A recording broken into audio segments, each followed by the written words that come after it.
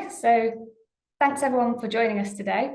I'm Harriet Fox-Beckerman. I'm a senior project engineer on the Energy Hubs project. And also joining me is Callum Mill, the Energy Hubs project manager, and Darren G, who's the program manager for the NZTTP. So they'll be available to help me answer questions later on. I'm really pleased today to be able to discuss this project with you and to talk through some of our main findings from phase 1 of the project. The Energy Hubs project is one of 7 projects being delivered through NZTC's Net Zero Technology Transition Programme, or NZTTP. This was awarded funding from the Scottish Government's Energy Transition Fund, and there's 7 projects. Our report covers the main findings from phase 1 of the Energy Hubs project, and this has been published today. Phase 2 is currently underway, building on the findings from phase 1, and this will conclude in November 2025. The 6 other projects within this same programme have also produced some very interesting results. And I think it is worth noting at this point that the Hydrogen Backbone Link project in particular is closely tied to the Energy Hubs project. So that project focuses on the infrastructure required to export Scottish hydrogen via pipeline, whilst Energy Hubs addresses the challenges in how to produce hydrogen in the quantities required to fill that backbone.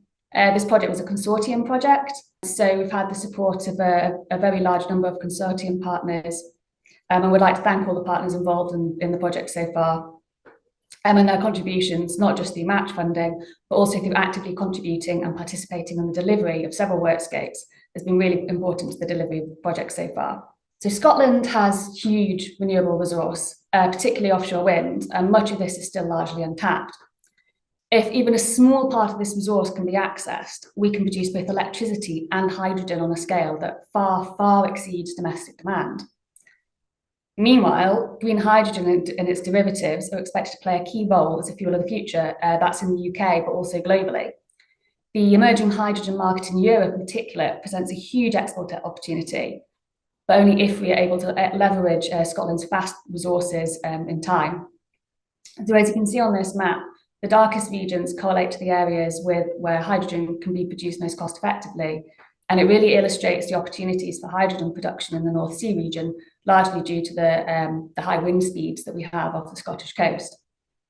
And these numbers are based on some external estimates, but they're indicative of this resource that we have and these high wind speeds. And we have also conducted some economic modelling of our own as part of this project, which we'll get onto later. But thanks to this vast renewable resource, there is a real opportunity for Scotland to produce and export cost-competitive green hydrogen on a large scale. Developing a hydrogen economy is a core part of the net zero strategy of both the UK government and the Scottish government. For example, the Scottish government is targeting 5 gigawatts of low-carbon hydrogen production capacity by 2030 and 25 gigawatts by 2045. But in fact, our modelling suggests we could even exceed those targets, and I'll be going into the details of that later, that finding later on as well. So if Scotland is able to leverage this vast resource, and if it is able to do so in time to meet the growing demand, it has an opportunity to become a leading producer and exporter of hydrogen and its derivatives. However, to fully realise this opportunity, a huge scale-up in hydrogen production is required. The Hydrogen Backbone Link project showed that exporting hydrogen from Scotland to Europe via pipeline is technically and economically feasible at a scale of 900,000 tonnes per annum. But in order to produce enough green hydrogen to fill this backbone, we need to scale up our production capacity, and that's to around a 10 gigawatt scale. And in fact, that's only part of the opportunity. The actual export opportunity is expected to be even bigger than this. Plus, the market for hydrogen derivatives such as e-fuels is also expected to grow both within the UK and Europe and beyond. So unlocking these opportunities and achieving this huge scale up in hydrogen production, there are challenges involved. It will require significant investment, technological innovation, and infrastructure development. To achieve this level of hydrogen production that we're talking about, and to leverage the renewable resources available, Scotland is going to require sites capable of large-scale hydrogen production. And by large scale, we mean sites that are each capable of producing hundreds of thousands of tonnes of hydrogen per annum. And that in turn is going to require installed electrolyser capacities on a multi-gigawatt scale. And to ensure that Scottish hydrogen is cost competitive, we also need to determine the best way to optimise the efficiency of hydrogen production on a system level. And we need to maximise the opportunities offered by e-fuels, by CO2 imports, and by byproducts of the process. And this is where Energy Hubs comes in. So with the Energy Hubs project, we want to identify and address the challenges associated with this large-scale hydrogen production. Phase 1 of the project was made up of around 14 scopes of work, and these are some very detailed studies, some case studies, and also some digital modelling. If I was to go through the details of all the work conducted during Phase 1 today, we would be here a very, very long time, and I would definitely overrun our time slot. So unfortunately, or maybe fortunately, I'm not going to be diving into the full detail of every single work scope, but I do hope to give you an overview of the main findings from this project and also our next steps.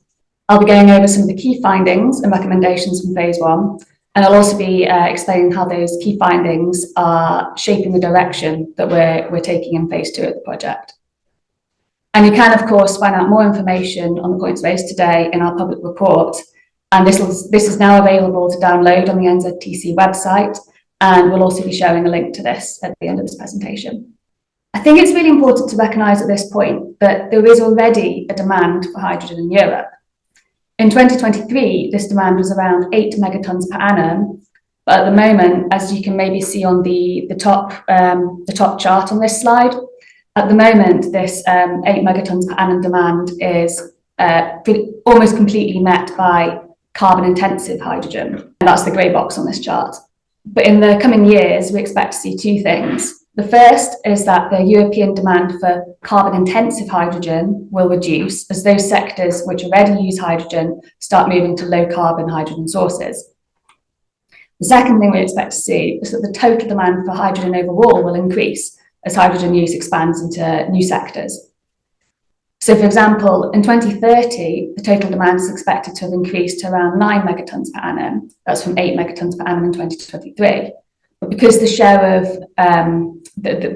low carbon hydrogen is increasing, the demand for low carbon hydrogen is expected to increase much more significantly than the overall demand for all types of hydrogen.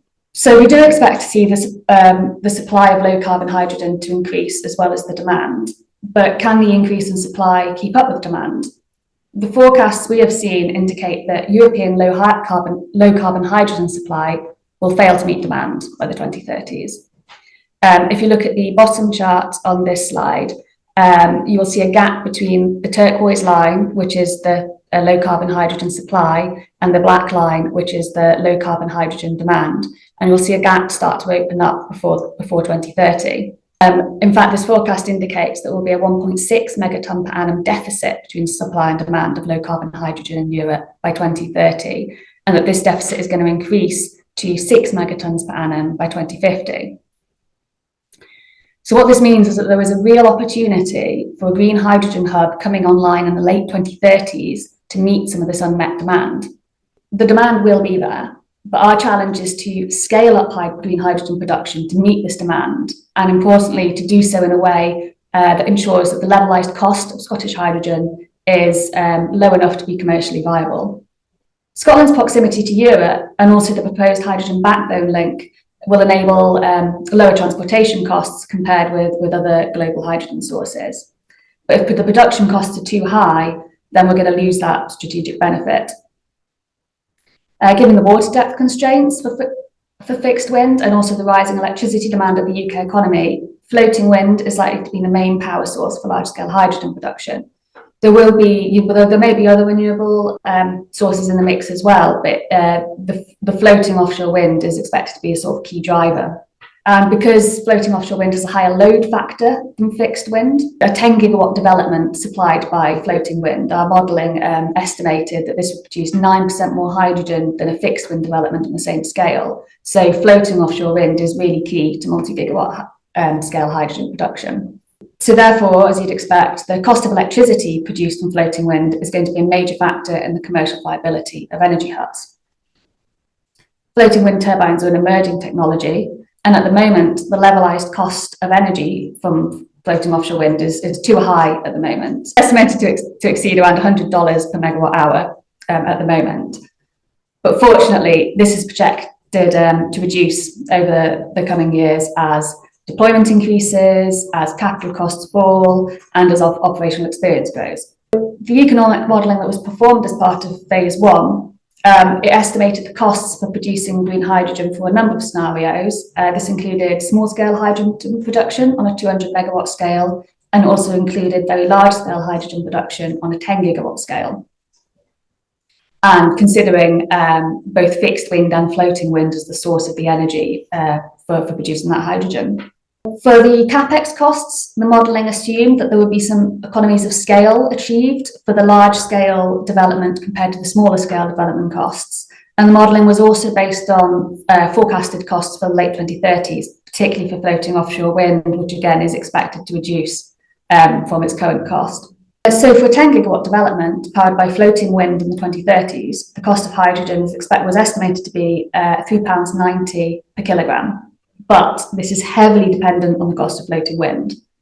And if we can accelerate the development and the pace of innovation of floating wind even further, this cost will reduce. That's why a key recommendation that emerged from phase one is that we need investment and government support directed towards floating offshore wind, and this should be targeted to developing next generation technologies as well as manufacturing processes. So as mentioned previously, Scotland has access to a huge renewable resource, predominantly due to onshore and offshore wind, but with other renewables contributing also. I think what's interesting to note is that historically, the annual electrical demand in Scotland has been between around 30 to 35 terawatt hours a year. And the table on the left of this slide is based on data extracted from these statistics for the installed renewable capacity in Scotland in 2022. And by adjusting this data with capacity factors, it was estimated that renewable energy sources in Scotland generate approximately 33 terawatt hours per annum. So if annual electrical demand in Scotland is between 30 to 35 terawatt hours, and we're producing in 2022, we're producing about 33 terawatt hours from renewable sources, that means that on an annual basis, renewable generation and electricity demand in Scotland is already on a parity. Of course, it's on an annual basis, and at any one time in Scotland, there may be a deficit in generation for the demand, or there may be an excessive generation resulting in power export or curtailment due to the intermittency of the renewable energy vectors. I think what this illustrates is that with Scottish electricity demand already being met predominantly by currently installed renewable capacity, there is an opportunity to use some of our future renewable capacity for alternative purposes, such as hydrogen generation. And to get a better idea of what energy may be available for energy hubs, the renewable energy resources around 5 potential energy hub locations were analysed. And for the purposes of this assessment, the 5 locations that were looked at were Shetland, Cromarty Firth, Aberdeen in the North East, Dundee and Fife. The bar chart on the bottom right of the slide, installed indicates what is currently already installed. Future indicates planned or in development resources. And the bar for potential, that indicates a reasonable estimate of the resources that could be reasonably exploited in the future. It should be noted that some of the resources may be accessed by more than one energy hub. For example, looking at the east coast of the map, Aberdeen in the North East, Dundee and Fife, there's some overlap there in the resources that they can access. So to avoid double counting, the energy resources within a given area were uniquely allocated to individual hub locations when producing that bar chart. And what this shows, if you look at what's currently installed compared to what is planned in the future, and compared to the even greater number that could potentially be installed beyond there, we've only so far accessed quite a relatively small proportion of what's possible. So just 5 energy hub locations that we looked at have the potential to deliver surplus energy that's far beyond domestic demand. And this surplus energy will be more than sufficient to produce hydrogen on the scale required to fill the backbone. And also the surplus energy will be sufficient to meet the Scottish Government targets. For example, in the Scottish Government Hydrogen Action Plan, there was a target for 94 terawatt hours of annual exports, and we can meet that target with our surplus energy. Several possible energy hub locations exist across Scotland, each with a different mix of energy vectors available. The locations shown on this map are some of the likely locations for energy hubs that were identified in the Scottish Hydrogen Action Plan. And as part of phase one, these locations were assessed to try to narrow down where the optimal locations for an energy hub may be. And for green hydrogen production, locations with high renewable power availability, with strong export capability, and also with some local hydrogen activity already, scored the most favourably for green hydrogen. And these 4 top performing locations were the Cromarty Firth, Orkney, Aberdeen in the North East, and Shetland. However, this location assessment is something that is also being taken further in phase 2, so this work isn't completed yet. It was really important during the project to understand how hydrogen production would fit into the wider Scottish energy system on a system level. And so an integrated system model was created to find the optimal wind to green hydrogen system for 2045. So this model was looking at what a decarbonised energy system looks like for Scotland in 2045, including how much energy remains for export. 2 models were constructed to produce e-fuels, hydrogen and electricity, and there were a number of technical assumptions made, of course, including wind turbine capacity, electrolyzers, e-fuel production, and different ways to move energy were also considered. And 2019 weather data was used to simulate hourly, daily and seasonal changes in wind strength.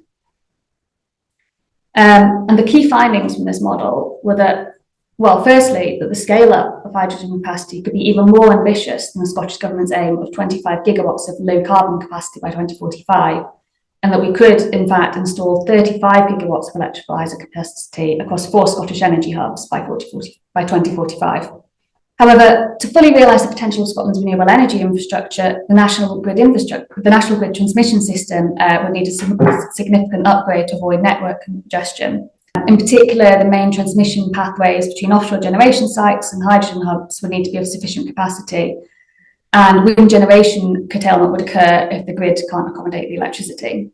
But there is an opportunity in locations where the electrical transmission grid may be insufficient in the future. There is an opportunity for energy microgrids where generation and consumption are co-located, and this may be more pragmatic in some locations, and this is something we're discussing in a little bit more detail shortly.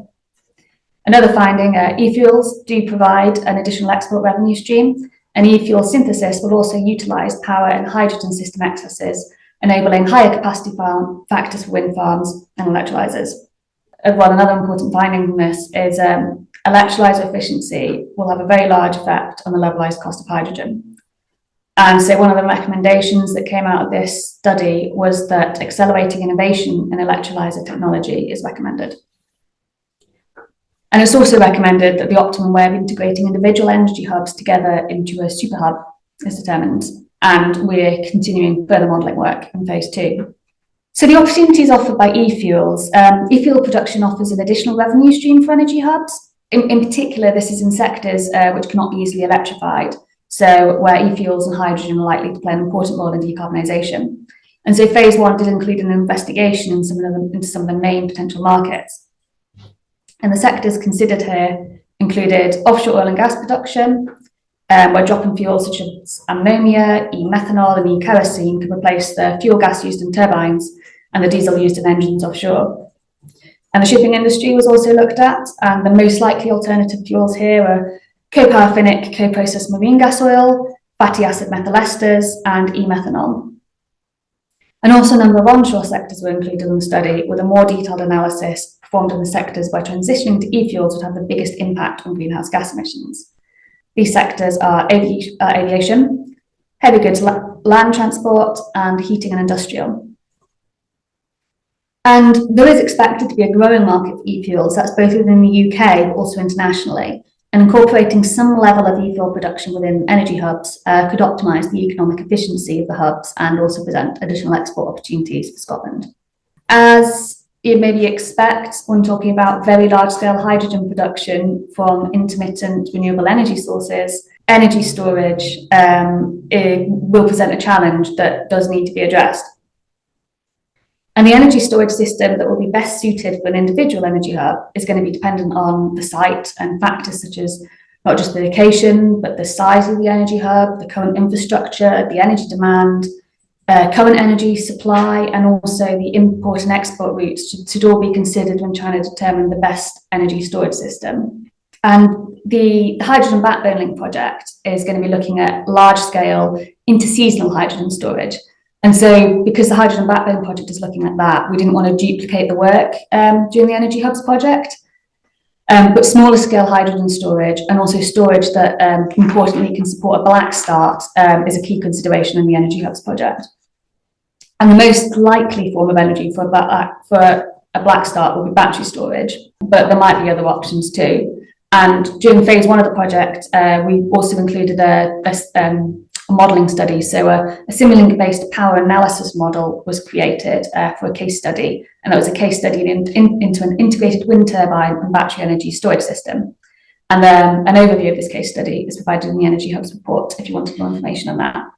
So to understand better how an energy hub might operate without a grid connection, 5 different scenarios for a potential microgrid were explored. Each microgrid will be made up of a combination of different renewable energy sources, and electrical transmission and distribution networks, energy storage facilities, electrolysis plants, and also the auxiliary systems for those electrolysis plants, and also symbiotic interfaces. And so when you're trying to consider the number of different options for each of these variables, and then how these options might be combined together, this actually results in a really high number of possible permutations for energy hub architecture. And we're doing more work on determining the optimum configuration of an energy hub in phase 2. That's ongoing at the moment. But in phase 1, we wanted to focus in on just an initial 5 scenarios, and these were all based around 10 gigawatts of production. And the scenarios and some of the results of this analysis are shown on this slide. And again, another key finding, which repeated the finding from our previous modelling study, was that electrolyser selection is going to have the greatest effect on microgrid efficiency. But other findings from this were, when we look at the byproducts from the microgrid, which are predominantly going to be oxygen and a concentrated brine stream, with the scale of hydrogen production, these byproducts are also being produced on a huge scale. And this represents a challenge, but in some cases could also represent an opportunity. For example, if a salt production plant could be considered to utilise the concentrated brine stream productively, this could be an opportunity. Whereas scenarios that didn't include a salt production plant, you'd be looking at generating a concentrated brine stream of around 400 metres cubed per hour. And oxygen is also generated in very large quantities for all scenarios looked at. And then another byproduct is heat. So available waste heat ranging between 1.1 gigawatts to 3.3 gigawatts, depending on the efficiency of the electrolyzer technology used in each scenario. And there may be the possibility of trying to integrate this rejected heat to increase the overall efficiency of the energy hub as a system.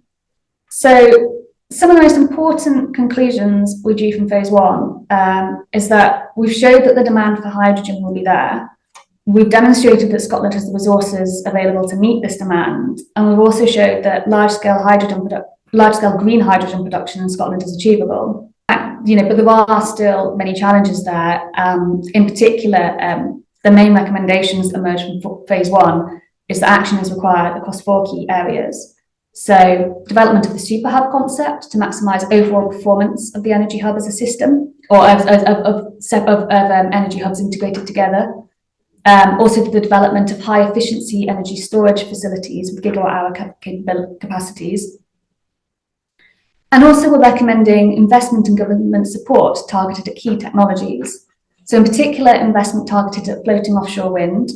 This is really important to ensure the competitiveness of Scottish hydrogen. And this is, we recommend this is targeted at both next generation technologies, but also manufacturing processes.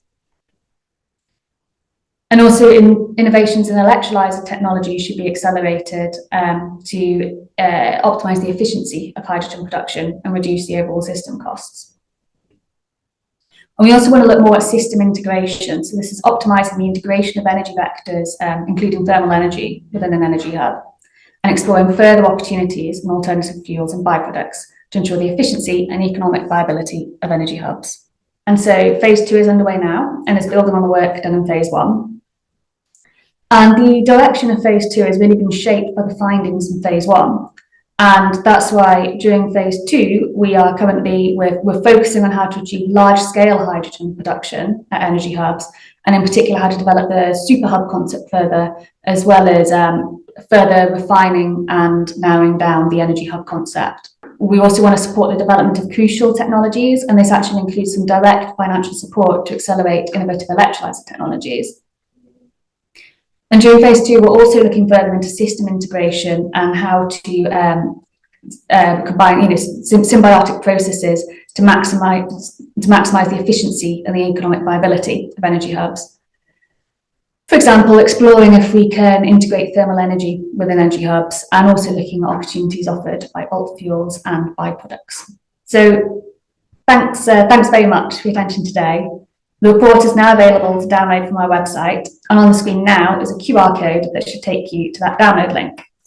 And thanks also to those who have submitted questions, and Darren, Callum and I will now try to answer as many of those questions as we can in the time available. So thank you very much. Very much, Harriet. A comprehensive overview of the Energy Hubs project. Thank you. I do have a couple of questions. We'll start answering them in the Q&A section, so look out for them. But there are a couple that were sent in through Menti, so I'll take that one first.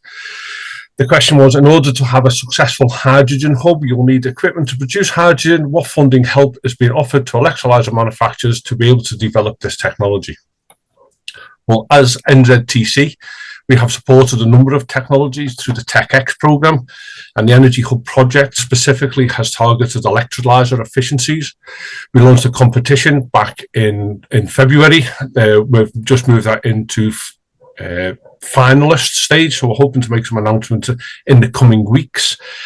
But in the wider context, so we're actively trying to move the TRL status of a number of technologies. Like I said, we'll announce that in a couple of weeks. And obviously, we've got a general election going on, so I think it's not clear of what the future might look like. But the UK government has provided about £2 billion in funding for 11 major electrolytic hydrogen projects last year, getting a significant amount of support for the development of a hydrogen economy. And likewise, the US have announced £750 million, and the EU have announced funding of £5.4 billion for its first hydrogen-related important project of common European interest. So I think collectively, globally, there's a lot of support for accelerating electrolyzer technologies, and we're doing our piece within Energy Hubs and NZTC to support that. So hopefully that answers that question. Hi, I'm Callum Milne, Project Manager for Energy Hubs and Backbone Link project. The question is, considering the insurance premium increases which are currently impacting renewable infrastructure that don't carry combustible material, what is the likelihood of being able to get insurance against, for example, the risk of terrorism for a large hydrogen pipeline? The Hydrogen Backbone Link project is undertaking a preliminary safety case that will consider elements such as terrorism on the pipeline. A separate safety case will cover production for energy hubs. The Hydrogen Backbone Link project is undertaking a preliminary safety case that will consider elements such as terrorism on the pipeline. A separate safety case will cover production for energy hubs. So I'll take the next one from the chat. What analysis has been done to assess whether it's the most practical to transport electrons or molecules in order to export hydrogen? Obviously, as Callum alluded to there, the hydrogen backbone link looked specifically at pipelines and what would make commercial sense. Originally, the project had a look at repurposing the existing gas pipeline network offshore and had done some analysis on the cessation of production of when they would become available and what the metallurgy requirements were for transporting hydrogen. It was found that they didn't really line up in terms of timescales of when we would be able to do it and what the materials and what the interventions would be needed to make that reality. So we had a look at what the scale of pipeline would need to be to make it economically viable. We looked at 2 gigawatts, 5 gigawatts and 10 gigawatts. And that's where the 10 gigawatt figure used through the presentation from Harriet came from. So we have looked at that in terms of what's the most viable as a pipeline. We appreciate there's a different question between electrons and molecules, but on a molecule front, we have at NZTC done a number of other studies, such as LOHC. That public report was released last year to see if that was an element in the exports. We believe it has a place in developing the hydrogen economy and getting hydrogen to there, but at the scales required to make it economically viable for an export market. We believe that the pipeline is the most viable route to market for export. There's a different consideration for moving it around the UK, and we're looking at them, but for the export market, we believe the pipeline is the most viable. The next question is from Paul Boone. How is hydrogen storage being addressed, both on site at energy hubs and off-site, such as caverns, reservoirs? Storage demands are being addressed into projects. Local small to medium storage requirements are considered in the Energy Hubs project, and large-scale storage is being addressed in the Hydrogen Backbone project. Storage is an important part of the process and operation and is recognised as a key element in both projects to identify a way forward. I've just spotted another question in the Q&A chat as well from Paul, which I think I can answer. Paul's question is it better to produce hydrogen offshore, bring the electricity onshore and produce hydrogen there? So actually, as part of phase one, we did look at this. We looked at comparing, producing offshore hydrogen versus the sort of onshore energy hub model. And there's more details of that in the report. But what that sort of found is that the main scenario where an offshore energy hub may be more effective than bringing the electrons onshore is maybe where there's a wind farm that needs to be dedicated to hydrogen production, but are not connected to the grid. And so, there wasn't a comparison done there, and that's not been ruled out of energy hubs yet. That there will be some contribution possibly from offshore production, but in general, onshore production does look more cost effective. We had some questions on Menti that are around the same area, so I'm going to attempt to answer three questions with one answer. Hopefully I manage that. So the three questions were: there are relatively low numbers of hydrogen projects in Scotland, or they are getting larger in size. Is there a danger of overscale hydrogen projects, which, if unsuccessful, could kill the sector? The second is what the sector is an export-centric demand structure the best way to scale an industry? If we aren't convincing local users to switch to hydrogen in the first instance, aren't we just pushing the problem down the road? And the last part of that question is, are we looking at converting hydrogen into synthetic natural gas, which has a higher energy density than hydrogen? So I'll try and answer them because I think there are some synergies, and it's part of the complexity of what we're trying to achieve in energy hubs. There are a number of ongoing studies being performed to look at supply and demand in the UK and Europe. The demand first considers the UK and then considers the demand for export. Europe in particular has a high demand for hydrogen, and this was part of the objective for excess hydrogen identified that would be used for this export. Throughout the UK, there's an aim for changeover to hydrogen, including Project Union, preparing to reuse or install new hydrogen pipelines onshore throughout the UK. And it's not a question of pushing the problem down the road, but ensuring that we maximise the opportunity as early as we can. The export-centric demand focus is based on a number of factors, not least in discussing phase one of the project, examine the national demand and the opportunity for existing resources to be utilised to meet this national demand, but identify the export focus in parallel to the local users. So it's about understanding what Europe are doing and how we meet their much larger demand than the UK's market. And we're not really just talking about hydrogen. While the project has been looking at hydrogen, we are actively considering what that hydrogen demand would be in hydrogen derivatives, such as SAF, methanol, ammonia, e-diesel, e-gas, which is also increasing in demand. One of the figures that's already in there, we used to sort of frame some of the parts of the problem, and I appreciate there's a complexity to this, so it's just an example of what that demand might look like. The UK government has mandated that the aviation fuels will use 2% of the total UK jet fuel demand in 2025, which is fast approaching.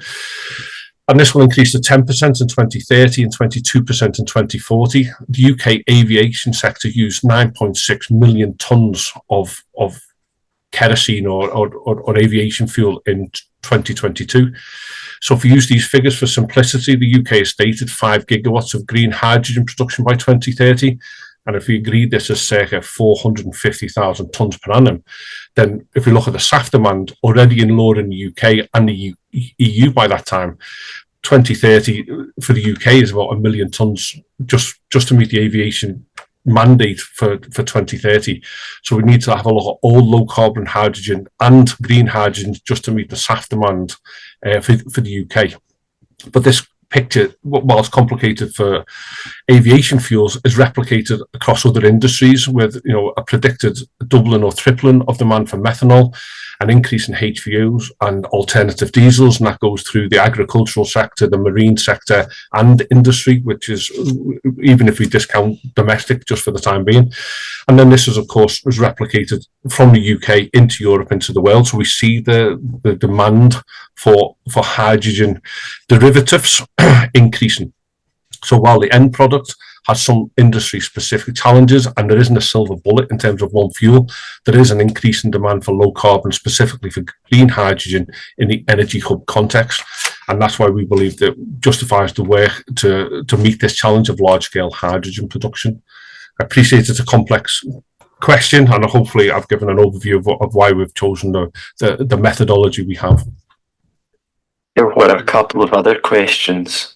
The next question is, part of the risk everyone mentions is the safe operation of the highly explosive hydrogen. How are hydrogen leak mitigation, control and response addressed to reduce this risk? There is a difference in operating with hydrogen compared to natural gas, and although differences have been identified, there is still work to be done. Hydrogen is not a new operation, and we have experience in operating in hydrogen, but the scale of this is a significant increase. Some will require new or developed technologies, others will simply require different engineering to identify requirements from materials through construction to operating, compared with change from natural gas to hydrogen. We have already started a preliminary safety case for the Hydrogen Backbone Link project and intend to engage with an energy hub safety case as soon as the concept is mature enough to analyse. The next question is, what is the route to market for new technologies in a hub environment? Does it bring additional risk to a large project to innovate that a smaller project might be able to stomach? There will be an ongoing requirement to add new or improve current technologies in a hub environment that we don't fully know yet.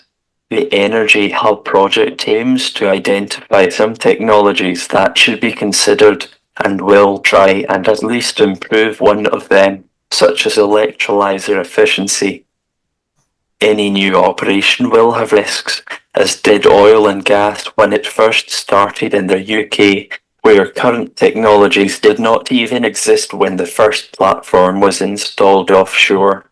First part of the hub environment expansion was wind farms, which continues to expand. Thus, the upcoming new technologies are already on a roll.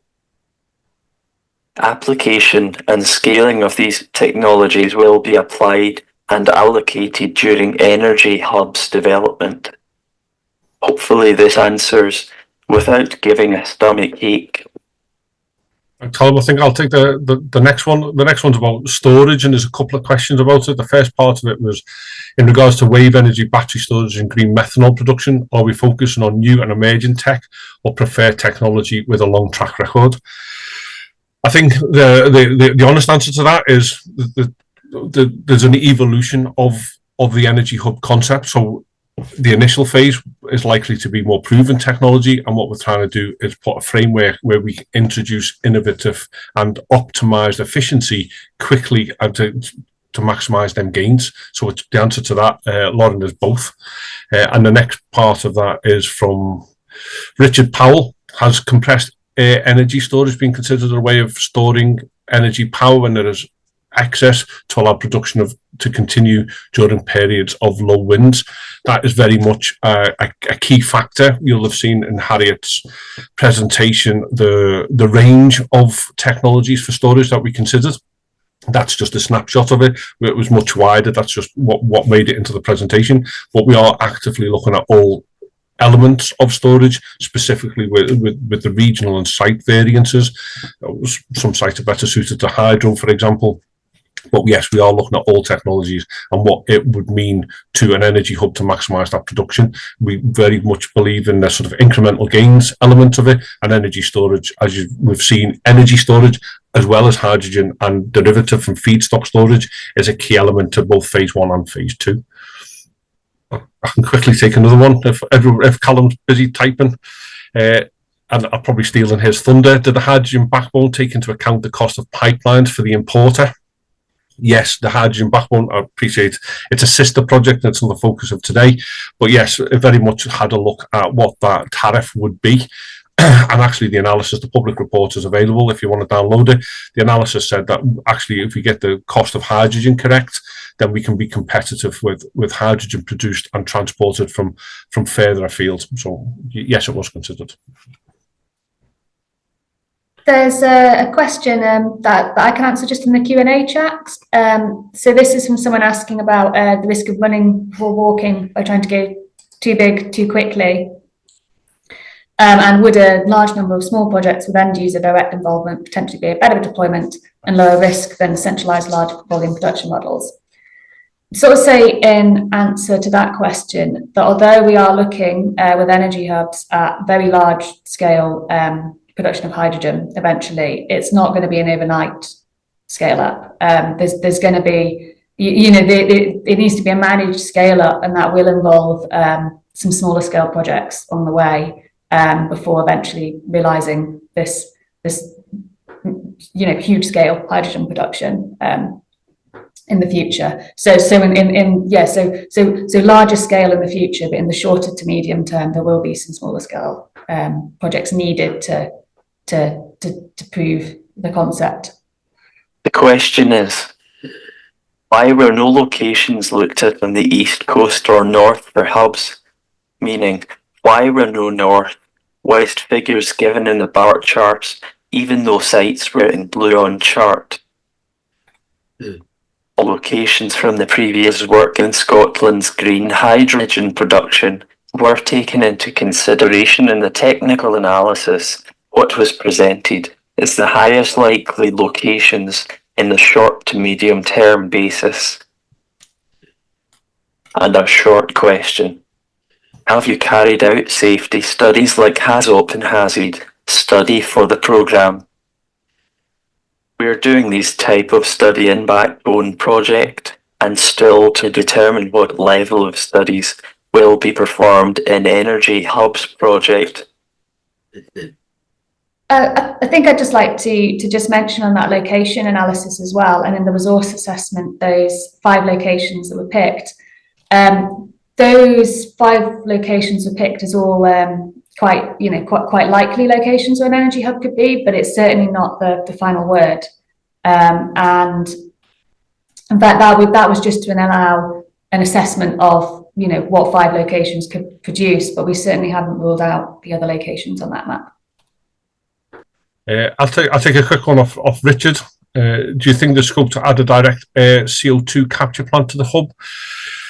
We are specifically looking at the role of CO2 within an energy hub, whether it's biogenic, whether it's direct air capture, or whether it's through imported, captured and ready for sequestration to an offshore location. So it's being considered. The initial thinking is the locations of where there might be stranded wind and the opportunity to create a super hub. The direct air capture, whether that would fit into that, what's the maximised efficiency of that is currently being analysed.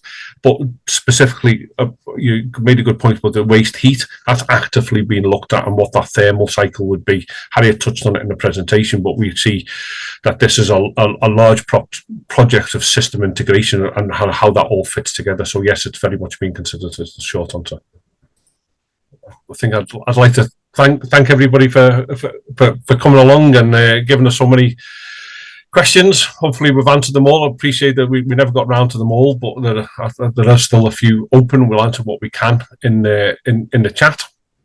But yeah, thank you very much, Harriet and Callum and the NZTC team. But most of all, thank you all for coming along. Hopefully you'll find the public report promote some thought, and we're happy to engage and have a conversation if you'd like to get in contact with us direct at NZTC.